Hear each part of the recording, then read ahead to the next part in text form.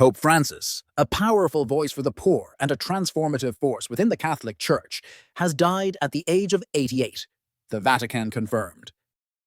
The news was delivered Monday morning by Cardinal Kevin Farrell, the Camerlengo of the Vatican. Dear brothers and sisters, with deep sorrow I must announce the passing of our Holy Father Francis, the Cardinal said in an official statement.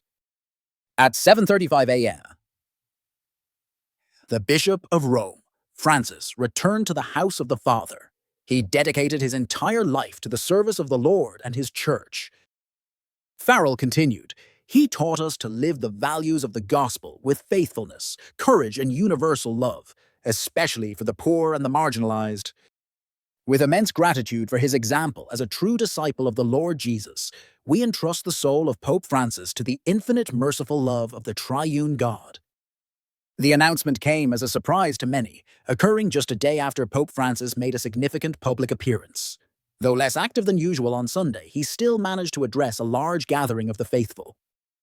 He gave the traditional Easter blessing from the balcony of St. Peter's Basilica at the Vatican, his most visible appearance since being discharged from the hospital. What happens following a pope's death? Pope Francis's passing marks the beginning of a historic transition in the Vatican and launches the ancient and symbolic process of selecting a new pope.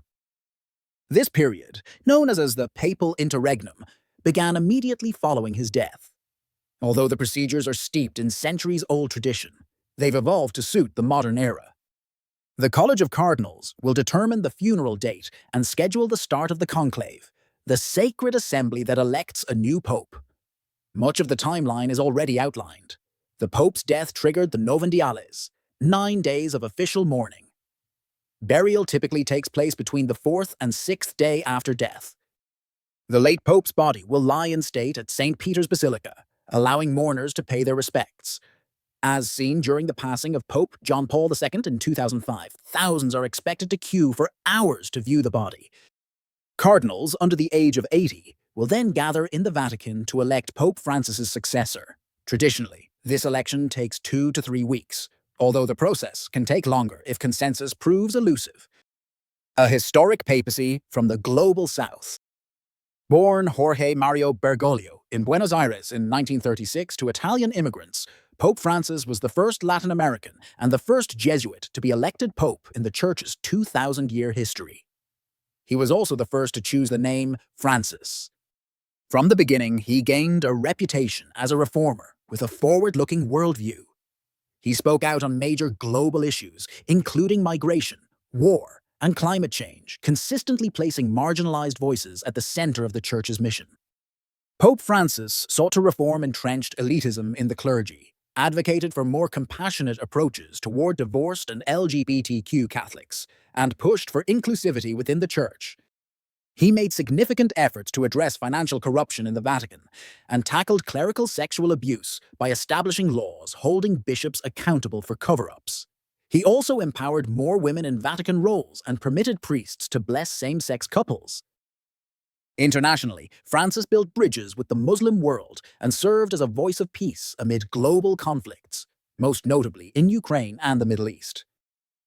However, his progressive stances also drew fierce opposition from ultra-conservative factions within the Church.